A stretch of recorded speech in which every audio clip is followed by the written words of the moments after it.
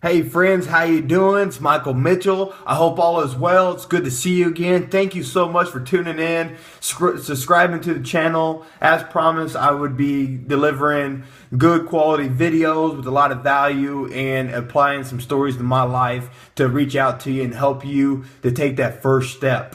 And so today I want to talk to you about a business plan and how important that is. And I also want to talk about the tools that you have right now and how to make them work for you. Okay? So we're going to start with the business plan and how important that is. Back in 2009, I quit the union, started a business. And that business was a tree care service. And so my business plan went something like this. Because let me paint a picture for you. Is when I quit the union, I had $20 in my bank account. I had a small trim saw, a saddle, a rope, and some spurs. I didn't have a big chainsaw. I didn't have a dump truck. I didn't have a trailer. I didn't have anything to make a tree service work. So in my business plan, I put that in there. I put what my strengths were and what my weaknesses were. Well, my weaknesses were I just didn't have a cleanup crew. So as a business owner, you have to be a problem solver. And for my issue, my problem that I had to solve was how I was going to clean up. And so what I did is I started writing down names of people who owned a truck and trailer. You know, this one guy owned a landscape company. I knew another guy that would rent me a truck and trailer. And I also put down other companies where I could rent from a rental place, truck, trailer, whatever I needed to make it work. And so I put very detailed in the business plan. I did a 30-day plan, 60-day plan, 90-day plan, a 5-year plan. So I thought of the end goal, what that would look like.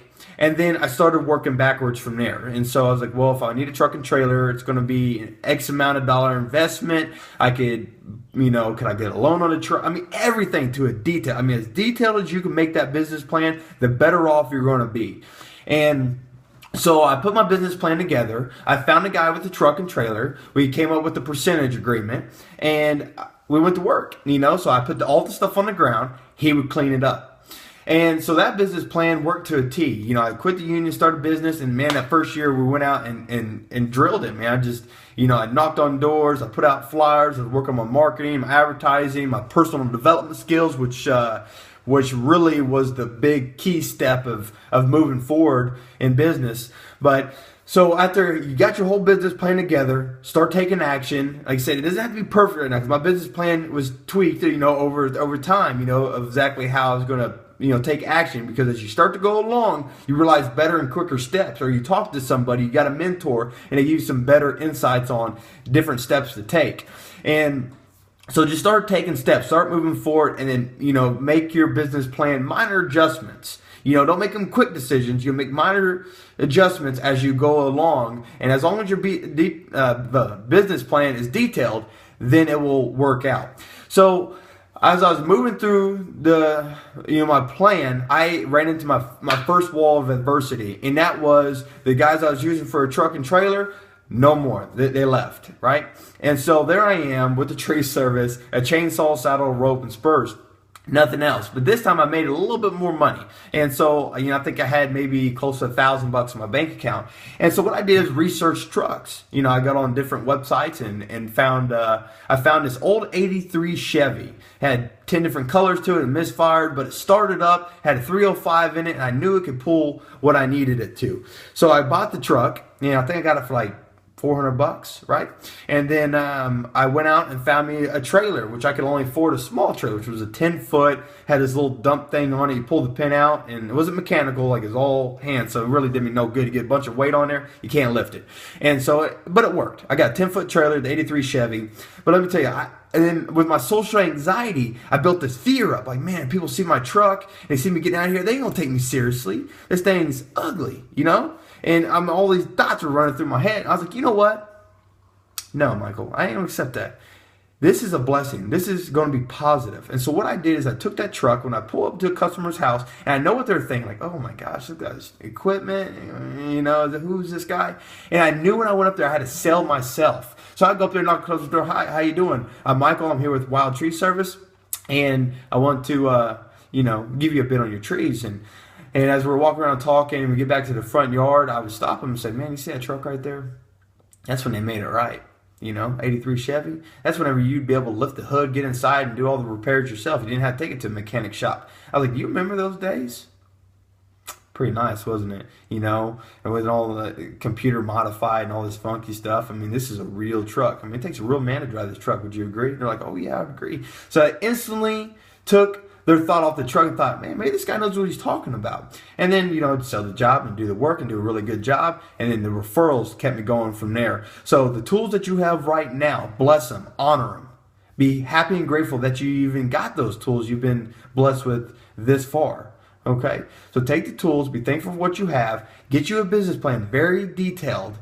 Start making steps. Make minor adjustments as you go. The tools that you already have, make those work for your benefit.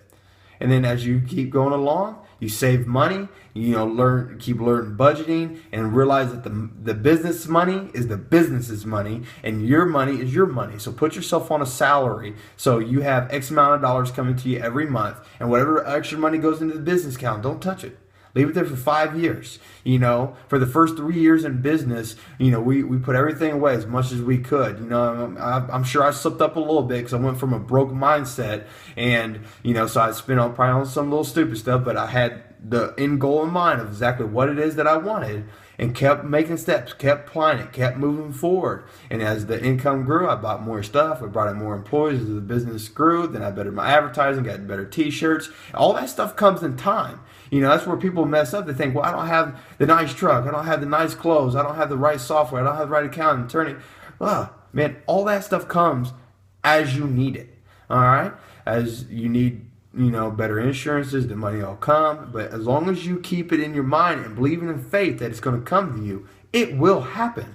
It's just a matter of time. I literally went from $20 in my bank account, a chainsaw, no equipment, besides that car, which, I've actually shoved tree limbs in the back of the trunk. That's a true story. It was a big storm cleanup, and we were running out of room, so I shoved them in the back and mulched them up. That is a true story. I made it work, But listen, now today, I own a very successful company. We keep about 65 people busy around the clock, just always going. And most importantly, my vision in the beginning to start business was to actually be in real estate. I just didn't know real estate at all, and it took me a lot of educating myself and finding the right people to learn about real estate. And then after a couple of years, we made the transition to go into real estate, and then now this year we made a full decision to go 100% in what we're doing. We're 100% committed. We actually shut down the tree service, which I know a lot of good people that I can bless them with work, and so I just sent all my referrals off to them, and now I'm fully focused on the business that I wanted to create. And now I do these online videos as your online mentor, and I'm teaching people to have a platform online and to diversify yourself. That's a whole nother video. Is you really want to make money, you really want to get ahead of the game, you got to be diversified. And the internet is a great way to make that happen for you. You can do it from home, it's low investment, and you get to share your gifts, abilities, and talents with the world, and create a following. So I can teach you, how to do that, and even with your insight business, giving you some tricks and trades and stuff, that I've learned there. But will I ever quit my real estate business? Even if I make multi-millions of dollars due to online, it's irrelevant. I will still do real estate. I will still rehab houses. I will still keep investing. It's what I love to do. I couldn't imagine life any other way. This is fun to me, to walk into a house that's all beat up, torn down, and turn it into something beautiful. Now that's a whole nother business plan. It's a whole nother subject, how we made all this work. But a lot of it comes from vision, holding the thoughts in your mind, exactly what it is you want to do, and taking action. Where most people get stuck is making that first step. So start moving, making progress, make steps.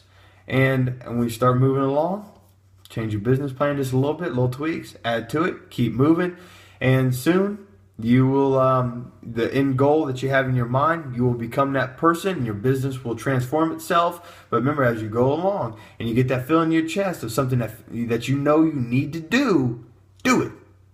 Quit waiting for permission.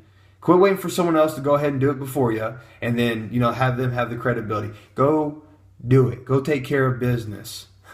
So, friends, remember, this world needs you. We'll talk to you soon. Thanks.